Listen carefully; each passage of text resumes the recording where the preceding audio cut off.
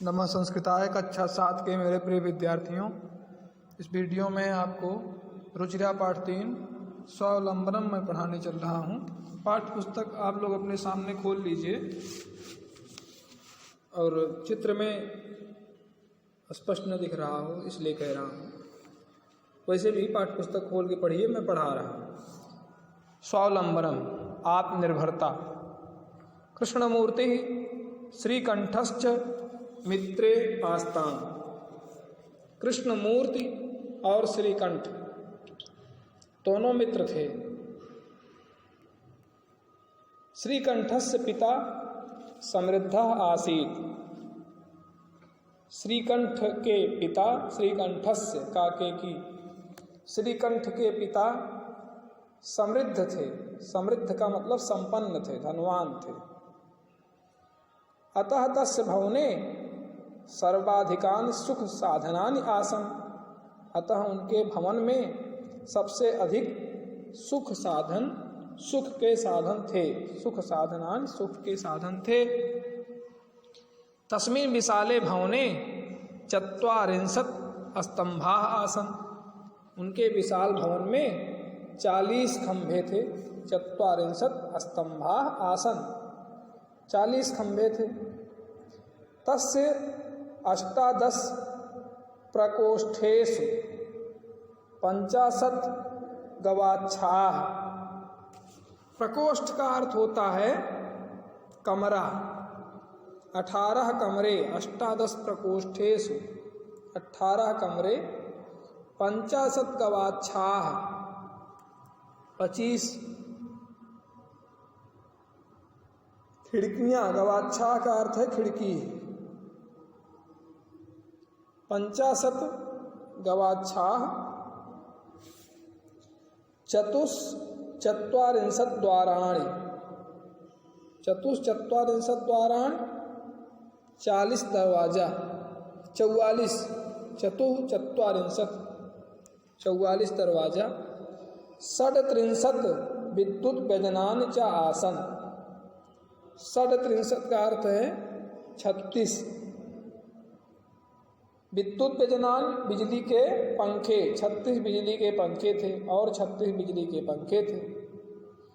तत्र 10 सेवकाः निरंतरम कार्यम कुर्वन्ति अस्मि। वहाँ 10 नौकर निरंतर काम करते रहते थे, रोज काम करते थे। 10 नौकर प्रतिदिन काम करते थे।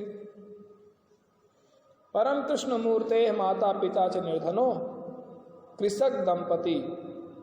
परंतु कृष्णमूर्ति के जो माता और पिता थे वो बहुत निर्धन थे। कृषक दंपति, गरीब। दंपति का अर्थ होता है पति पत्नी,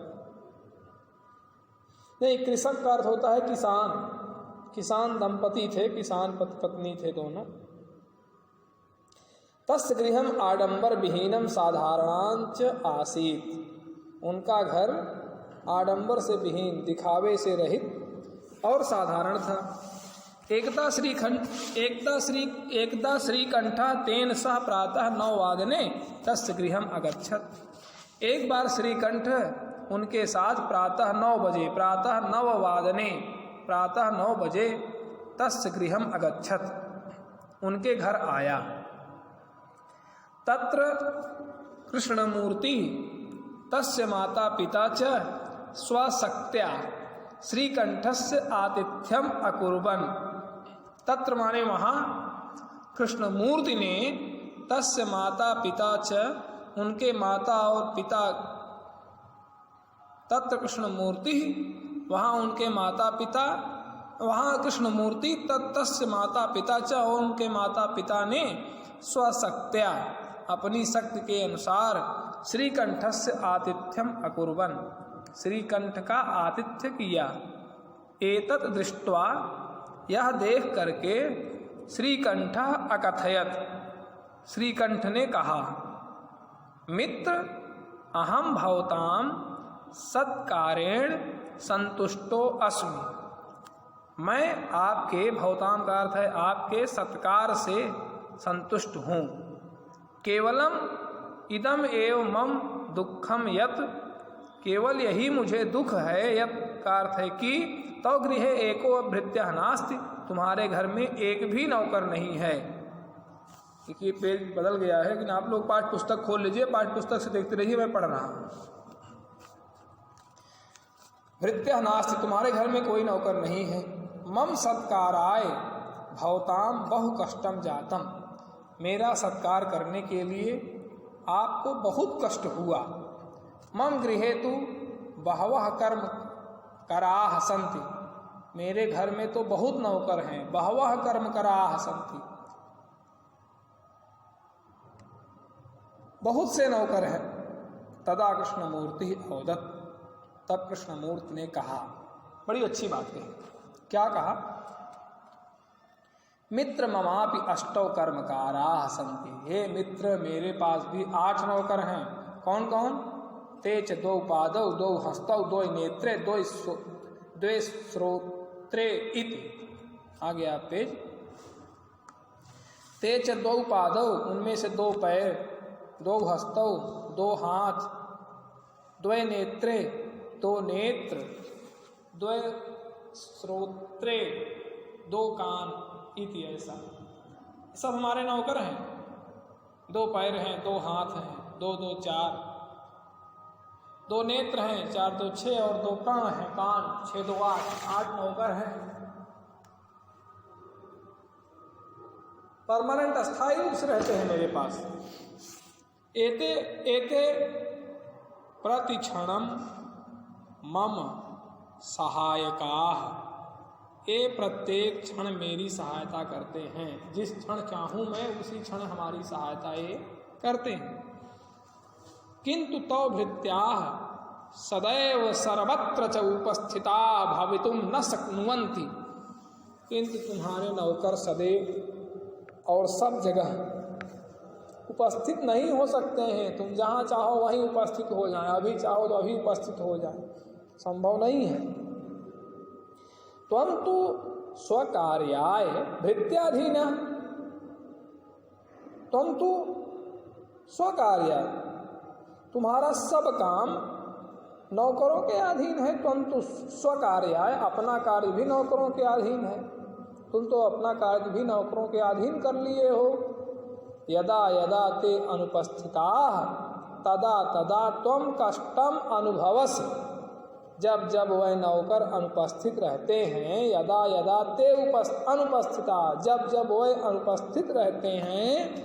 तदा तदा, तब तब, तदा का अर्थ होता है तब, तदा तदा, तब तब, तुम कष्टम अनुभवस, कष्ट का अनुभव करते हो। स्वावलंबने तु सर्वदा सुखम एव न कदापि कष्टम भवति, स्वावलंबन में तो हमेशा सर्वदा हर समय सुखम एव, सुख ही है। स्वावलंबन में हमेशा सुख है।